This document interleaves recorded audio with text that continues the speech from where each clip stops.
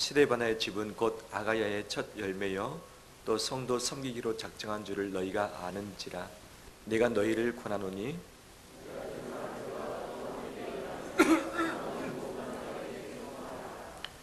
내가 스데바나와 부드나도와 아가이고가 온 것을 기뻐하노니 그들이 너희의 부족한 것을 채웠음이라.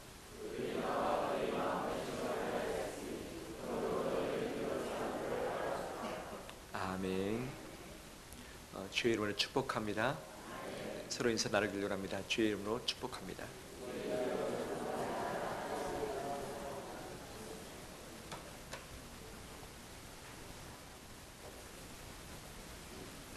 폭포수와 같은 은혜가 우리 머리 위에 임하길 원합니다. 폭포를 맞아보신 적 있습니까? 어렸을 때 서남사에 가족과 함께 놀러 간 적이 있었습니다. 폭포 줄기가 2개가 마련되어 있었습니다. 근데 어른들이 그 폭포 밑에 가서 물줄기를 온몸에 맞는 거예요. 몸이 시원하다고. 그래서 초등학교 때 따라갔었다가 저도 이 폭포를 맞으라고 몸이 시원하다고. 제가 안 맞으려다가 한번 맞아보려고 폭포 밑에 딱 들어갔습니다. 그 물이 내려짐과 동시에 저는 죽을 뻔했습니다. 정신이 거의 잃어버릴 뻔했었고 쓰러질 뻔했습니다. 다음부터는 그 폭포 내가 가서 맞지 않고 그냥 피했죠. 폭포를 맞으려면 2가지 방법이 있죠. 내가 서 있는 자리 머리 위에 폭포가 내리기를 기다리든지, 아니면 폭포가 내려오는 그 장소에 내가 가서 그 밑에 있든지, 어느 것이 더 빠를까요? 기다린다면 하늘이 열리고 폭포 같은 폭우가 쏟아져야지 맞을 수 있을 텐데, 이것을 평생에 몇 번이나 맞을 수 있겠습니까? 태양의 찬란한 빛이 내게 쏟아지기를 원한다면 동굴 속에 들어가서 밤새도록 기도하고, 일주일 동안 기도하고 40일 동안 금식하면서 기도하면서, 하나님, 제가 있는 이곳에 찬란한 햇빛이 비춰지기를 원합니다라고 간절히 기도하면서 기다리는 것이 빠를까요? 아니면 동굴 밖으로 걸어 나와서 햇빛을 보는 것이 빠를까요? 만약에 동굴을 비추는 햇빛의 각도가 잘 맞아 떨어져서 지날 때 잠깐 비춰줄 수는 있겠지만 그 동굴에 햇빛이 머물면서 비추지는 않죠. 우리 신앙생활에 어린아이 수준이 있고 어른의 수준이 있죠. 어린아이 수준 때는 어떻게 기도하느냐? 주님, 제가 여기 있을 테니 제가 있는 자리에 폭포수와 같은 은혜를 부어주세요 라고 기도를 합니다. 하나님, 저는 이곳에 가만히 있을 테니 우리 인생에 주의 찬란한 빛을 비춰주세요 라고 기도를 합니다. 신앙생활의 처음이거나 첫사랑을 경험하는 자에게는 반드시 그런 응답들이 있습니다. 하지만 하나님은 믿음의 성숙을 위해서라도 그 기도를 계속해서 응답하지는 않습니다. 하나님 우리에게 말씀하시죠. 너가 폭포수와 같은 은혜를 받길 원하느냐? 그렇다면 어디로 가라? 폭포가 떨어지는 곳으로 가 있으라. 찬란한 햇빛 가운데 있기를 원하느냐? 어디로 가라? 동굴 밖으로 걸어 나오라 라고 말씀을 하시는 거죠. 나는 안 바뀌면서 하나님이 내게 은혜를 달라고 기도하기보다 내 자신을 바꿔서 하나님의 은혜가 임하는 곳으로 가면 하나님의 응답은 즉시 이루어집니다. 이것이 성숙한 자의 특징이라 할 수 있겠죠. 나의 기도는 무엇입니까? 우리의 바람은 어떻게 하고 있습니까? 나는 안 바뀌면서, 나는 결단하지도 않으면서 하나님이 모든 것을 다 해달라고 떼쓰고 있지 않는지요. 시간이 오래 걸릴 수 있습니다. 하나님을 바꾸기보다는 내 자신을 바꿔서 말씀에 맞추는 것이 복받는 비결이고 은혜 받는 비결입니다. 하나님을 받고서 내가 복을 얻는 것, 이것은 예수님을 믿지 않는 이방인들이 추구하는 형태이고 아직 예수 그리스도를 잘 알지 못하는 초보적인 신앙 때 할 수 있는 일들이죠. 하지만 이미 예수님을 믿고 만났다면, 내가 그분을 평생 동안 섬기기로 작정했다면, 내가 세례를 받았다면 이제는 하나님을 받고서 내게 복을 달라고 기다리기보다는 내 자신의 위치를 바꾸고 생각을 바꾸고 삶의 패턴을 뜯어 고쳐서 하나님께 맞춰 나가는 것이 필요한 줄 믿습니다. 그분의 틀에 내 자신을 밀어 넣을 때에 아버지의 찬란한 은혜가 우리 가운데 쏟아질 수밖에 없습니다. 바로 이것을 우리에게 원하신 줄 믿습니다. 이 시대는 권위를 인정하지 않는 시대로 이미 전락을 했습니다. 학교에 다니는 학생들이 자기 학교의 선생님을, 학교의 교수를 진정 존경하고 사랑하고 있는가?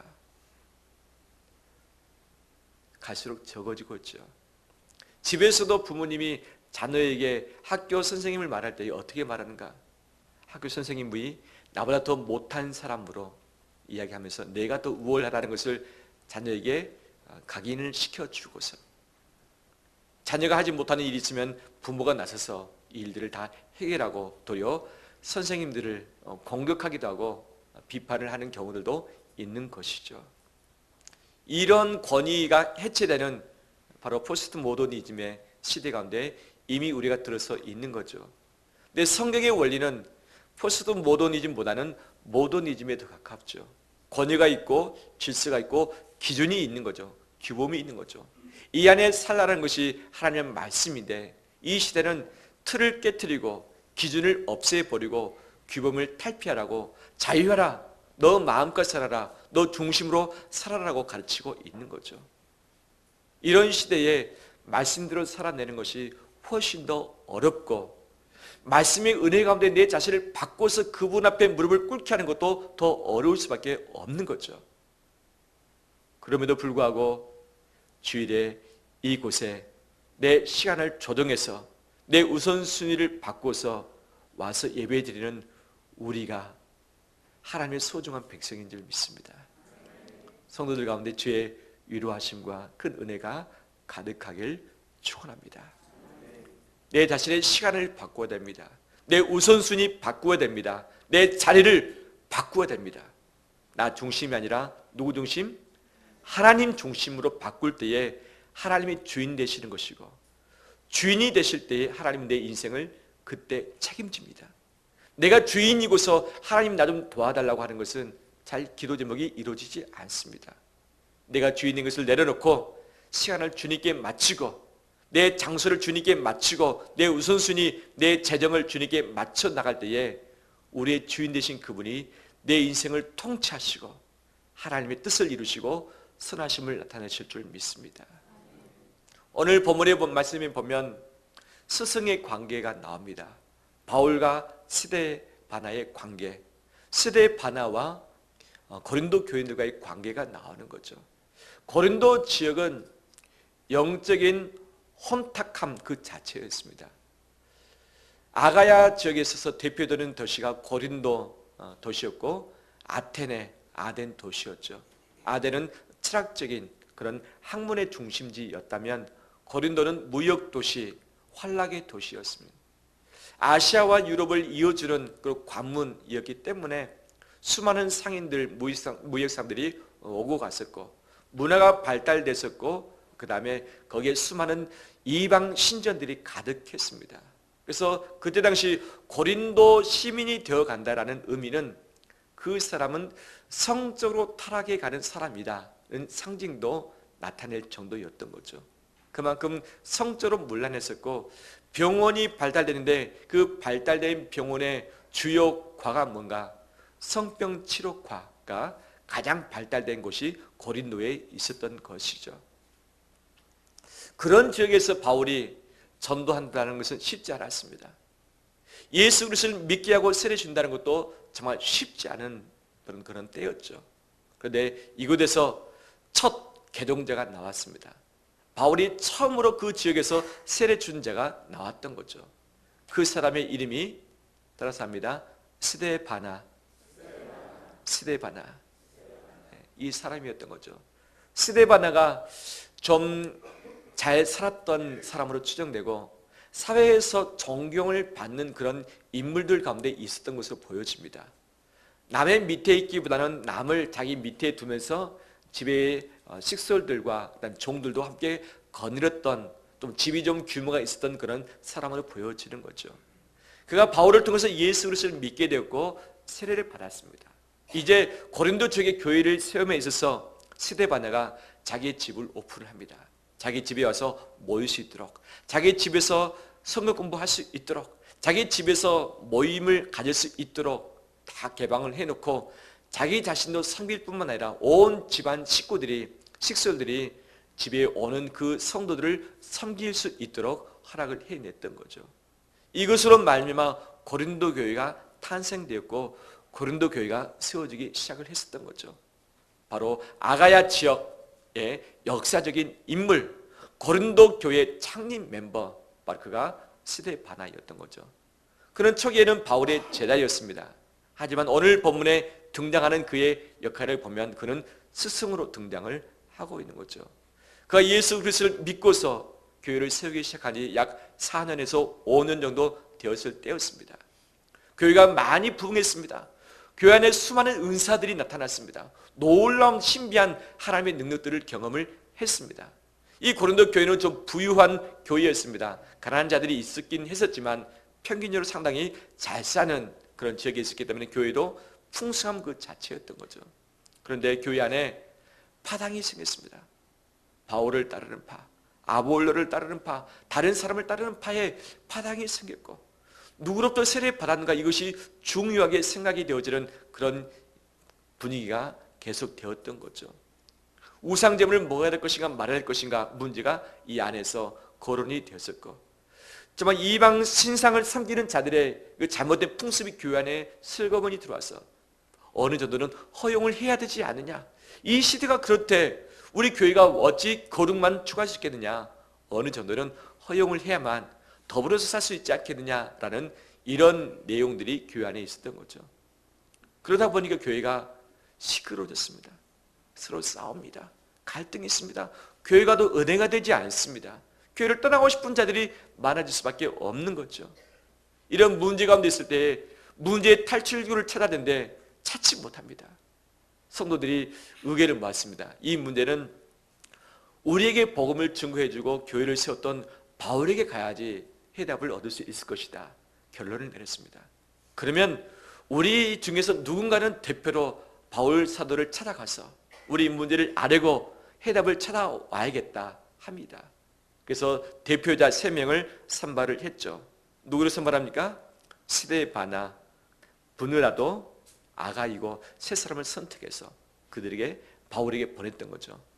바울은 2차 전도 여행 때 고린도 지역에서 교회를 세운 이후에 다시금 아시아로 건너갔습니다. 3차 전도여행을 시작했습니다. 3차 전도여행 때에 에베소 지역을 갔습니다.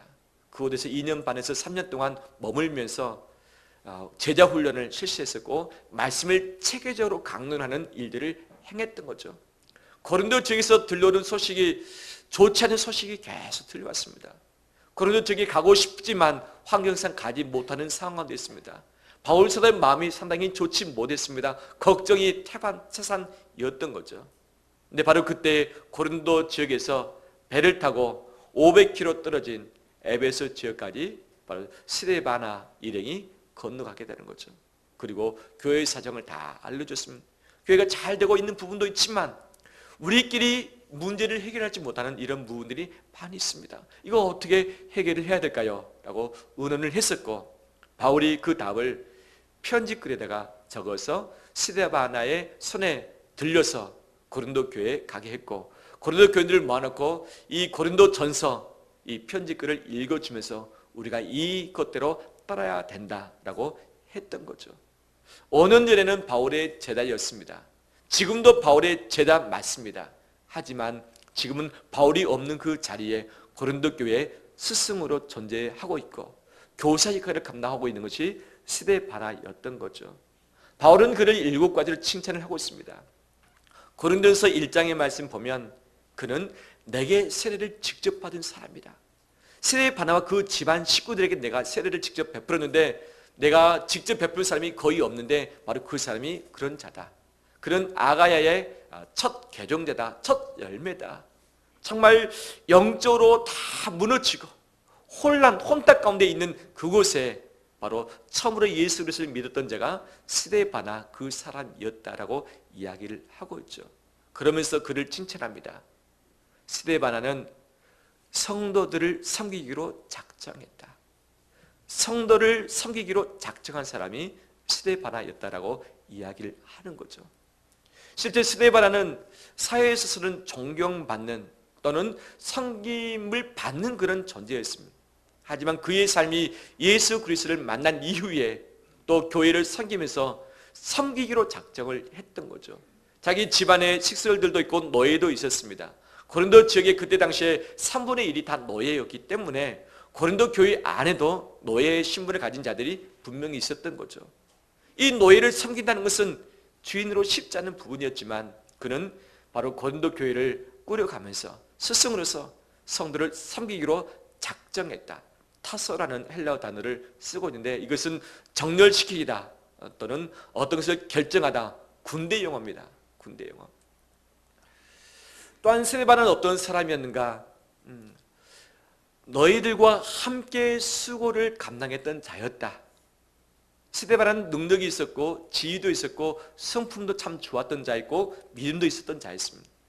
이 정도라면 독주하면서 혼자 모든 것을 감당하고 결정할 수 있는 권한을 가진 위치에 있을 수 있다고 할 수 있겠는데 스데바나는 홀로 그 일을 하지 않고 더불어서 함께 팀워크를 갖춰서 감당을 했었던 거죠. 교회에 있어서 서로 다릅니다. 속도가 다르고 추구하는 것이 다르고 신앙이 다르고 인생들이 다른 것 아니겠습니까? 하지만 다름에도 불구하고 속도를 맞추고 방향을 맞추고 마음을 모아서 함께 교회를 섬기는 이 팀워크를 갖춘 바로 이런 사람이었다는 것을 바울이 칭찬을 하고 있는 거죠. 뿐만 아니라 바울은 말합니다. 바로 스데바나가 나와 너희의 부족함을 채웠다. 부족함을 채웠던 사람이다. 그러면 이 부족함이 무엇인가? 학자들의 여러 가지 해석이 있습니다. 그 첫 번째로는 고린도 교회 안에 어렵게 사는 분들이 있었다. 종의 신분도 있었기 때문에 잘 먹는 사람도 있었지만 모였을 때 애찬을 나눌 때 먹지 못하고 굶는 사람도 있었다. 그런데 스데바나가 너희의 부족함을 다 채웠다. 어려운 사람들 도와줬고 먹지 못한 사람 먹을 수 있도록 해줬다라고 해석을 하고 있고 또 하나는 바울이 선교 사역을 감당할 때에 바울의 필요한 이 재정적인 것을 스데바나가 채워줬다라고 이야기를 하고 있죠. 그런데 다른 번역서를 쭉 살펴보면 그 의미보다는 이런 의미가 이 안에 담겨져 있죠. 바울이 이 고린도를 떠나온 지 4년에서 5년쯤 됐을 때 고린도를 향한 마음이 간절했습니다. 만나고 싶었습니다. 들려오는 소식이 좋지 않은 소식만 가득했었습니다. 이 바울 사도의 마음이 허전했습니다. 마음이 텅 비어갔습니다. 그런데 스데바나 일행이 와서 바울과 만나자 바울의 아쉬운 마음, 허전한 마음이 채워졌다. 내 마음에 뻥 뚫린 가슴이 스데바나로 말미암아 가득 채워져서 내 부족함이 없어졌다. 바로 이것으로 해석을 해내고 있죠. 어떤 해석이든 간에 이 스데바나의 삶이 누군가의 부족한 삶을 메꿔주고 채워주는 삶을 살았다는 것을 우리는 알 수 있게 되어지는 것이죠. 뿐만 아니라 스데바나가 어떤 사람이었는가? 18절 말씀 보겠습니다. 18절 말씀 함께 읽겠습니다. 그들이 나와 너희 마음을 시원하게 하였으니 그러므로 너희는 이런 사람을 알아주라. 아멘. 바울의 마음과 고린도 교회 성도들의 마음을 어떻게 합니까? 시원하게 해줬다. 할렐루야. 요즘 마음이 시원하십니까? 옆에 사람에게 여쭤보기를 합니다. 마음이 시원하십니까?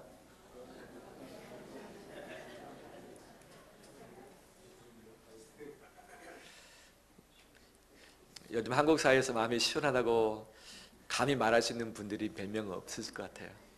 그렇죠. 들려오는 소식들, 우리의 이 경제 활동의 상황들, 우리의 자녀, 손주들의 미래의 것들을 봤을 때 마음이 시원하고 풍족하고 감사 기쁨이 넘치는 자가 많이 없죠. 미래를 생각하면 어떻습니까? 걱정됩니다. 답답합니다. 우리 자녀들, 우리 식구를 볼 때 마음이 평안합니까? 걱정 태산입니다.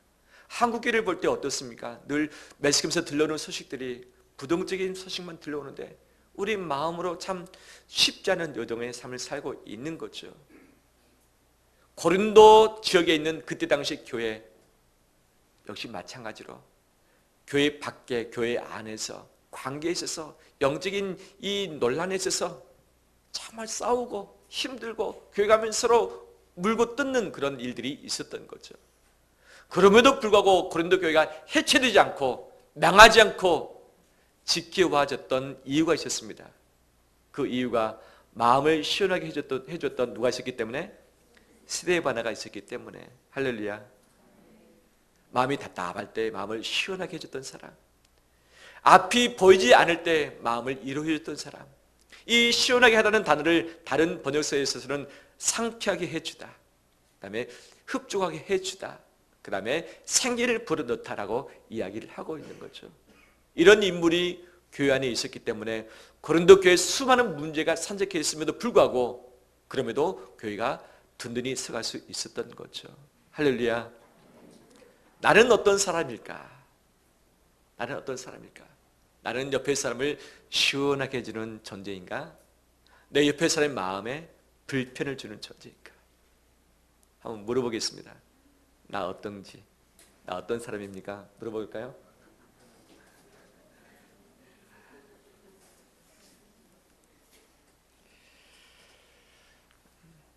마음을 시원하게 해주는 것이 쉽지 않습니다.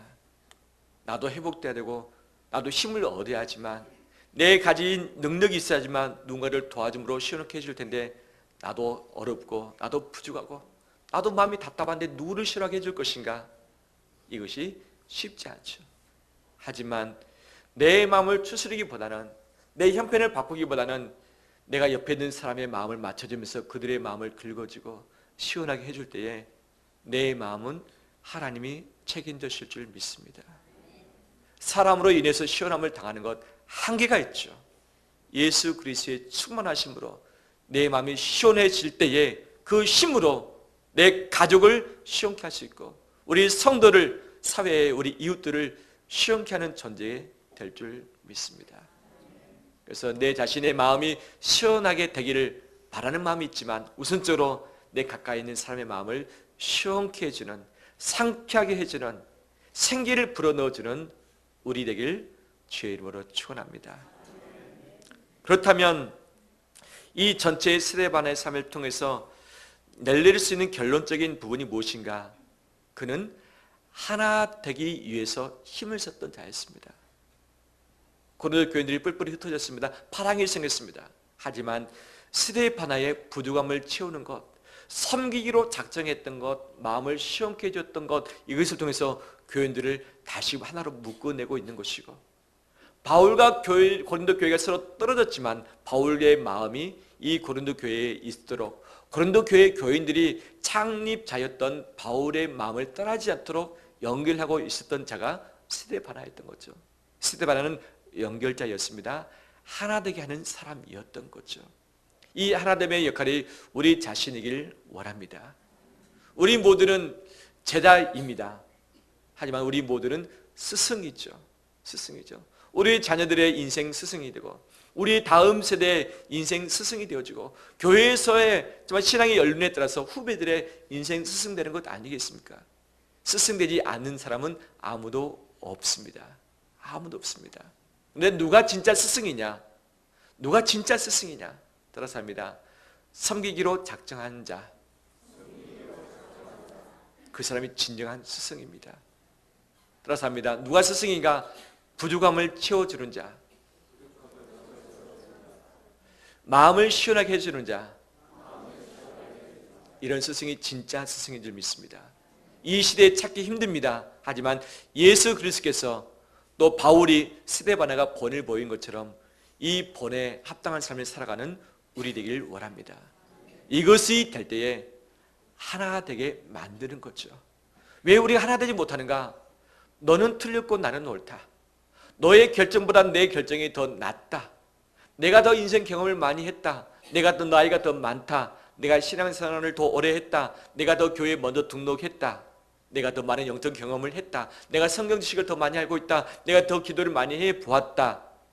이것들로 말미암아 비교하면서 상대방을 나보다 더 낮은 자로 생각할 때에 우리는 하나 되기 쉽지 않은 결과를 맞이하게 되는 거죠. 하나됨의 결과는 무엇인가? 나보다 남을 낮게 여기면서 내가 그 사람 밑에 숙어지는 것. 이것이 될 때에 하나 되어지는 것 아니겠습니까? 근데 이 시대는 너에게 이익이 되는 것을 따르라. 너에게 손해되는 것 따르지 말라라고 이야기를 하죠. 옳고 그름의 문제보다는 바로 얼마나 많은 수익을 창출할 수 있느냐, 얼마나 내가 더 이익이 되느냐에 의해서 우리는 길들을 결정하고 일들을 판단하는 거죠. 그럼 성경에서 그렇게 말하는가? 아니죠. 성경에서는 빠른 것을 선택하라. 그 다음에 더 이익된 것을 선택하라. 내가 더 나아지고 내가 더 돋보여진 길을 선택하라. 내가 더 중요한 길을 선택하라 하지 않습니다. 오로지 하나님 따라서 합니다. 하나됨을 힘쓰라. 하나됨을 힘쓰라. 가정이 하나 되기 위해서 내가 손해볼 수 있을 때 그것을 선택하라는 거죠. 교회 공동체가 하나 되기 위해서 내 자신의 이름이 드러나지 않는 것이 있을지라도 그것을 선택하라는 거죠. 내가 옳다고 생각하는 것을 선택하고 내가 더 빠르다고 하는 것을 선택함으로 말미암아 내게 더 이익이 있을지 모르겠지만 이것으로 말미암아 가족들이 하나 되지 못하고 형제간들이 하나 되지 못하고 교인들이 하나 되지 못한다면 이것은 하나님의 뜻이 아닙니다. 하나님의 뜻이 아닙니다. 이 시대는 빠른 것을, 더 많은 소유를, 성공을 선택하라. 이것이 살아남는 비결이라 말하지만 성경은 하나됨이 사는 비결이라 말씀하고 있습니다. 교회의 하나됨을, 가족들의 하나됨을 선택하기 위해서 내가 옳다고 생각하는 이것을 포기하는 자가 진정 그 일을 성취하게 될 줄 믿습니다. 그렇다면 이런 스데반의 삶을 바울이 칭찬하면서 고린도 교인들에게 두 가지를 권면합니다. 따라서 합니다. 첫 번째, 이런 사람들을 알아주라. 알아주길 원합니다. 우리 교회 교육자, 당회원이 하나님이 세우신 권위의 스승입니다. 인정하시죠? 교회에 세워진 임직받는 분들이 하나님이 세우신 권위자 있죠. 제가 헌법책, 또 예배 모범책을 다시 한번 살폈습니다. 교회 중직을 세울 때에, 위임 목사를 세울 때 이런 질문을 반드시 하고 성도들로 인해서 서약을 하게 하는 거죠. 여러분은 겸손하고 사랑하는 마음으로 그의 교훈하는 진리를 받으며 7일을 복종하기로 생각하느냐? 목사가 수고할 때에 이루하며 여러분을 가르치고 인도하며 신령한 덕을 세우기 위하여 진력할 때에는 도와주기로 작정하느냐? 여러분은 제가 본 교회의 목사로 재직 중에 한결같이 그 허락한 생활비를 의수히 지급하여며 주의 도에 영광이 되며 목사에게 안위가 되도록 모든 요긴한 일에 도와주기로 맹세하느냐? 맹세합니까? 소리가 적습니다. 이미 이것은 제가 유임받을 때 이미 여러분들이 아멘이라고 다 화답을 했던 부분이죠. 장로, 권사, 안수집사를 세울 때에 교인들에게 딱 한 가지 질문합니다. 이 지교의 교우들이여 누구누구 씨를 본교의 장로, 집사, 권사로 받고 성경과 교회 정치의 가르친 바를 쫓아서 주 안에서 존경하며 위로하고 복종하기로 맹세합니까? 맹세합니까? 시원치 않습니다. 이것은 말씀에 의거한 교회 헌법입니다. 이것이 될 때에 교회는 하나 되어지고 교회는 뭉쳐질 수 있는 거죠. 하나 되는 곳에 하나님의 임재가 있습니다. 주의 거룩함의 능력이 나타납니다. 폭포수가 그 자리에 쏟아집니다. 하나님의 은혜의 폭포수가 어디에 있느냐? 하나 되는 곳에 있다고 분명히 말씀합니다. 두세 사람이 내 이름으로 모인 곳에 나도 그들 중에 있겠다고 약속하신 것은 무엇이냐? 교회의 질서에 따라서, 권위에 따라서 바로 한 몸이 될 때, 그 앞에 순종할 때에 이런 일들이 있는 줄 믿습니다. 바울은 알아주라 말하면서 순종하라 말하는 거죠. 달리 말한다면 복종하라는 거죠. 휘포타소라는 단어를 쓰고 있습니다. 휘포타소. 스데반은 타소라는 단어를 먼저 선택했습니다. 섬기기로 작정했다. 작정했다는 단어가 타소입니다. 바울은 이 다소하고 있는 이 스데바나에게 너희들은 휘포타소하라. 휘포타소하라고 이야기합니다. 휘포가 뭐냐? 뭐뭐 아래에, 타소가 뭐냐면 정렬하다. 바로 그에게 복종하다는 의미가 있죠.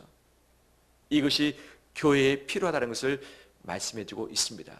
스승은 섬기기로 작정하길 원합니다. 스승 밑에 있는 제자는 그의 권위에 순종하기로 결단하길 원합니다. 이것이 교회 가운데 있을 때 그 교회가 건강하게 세워지는 줄 믿습니다.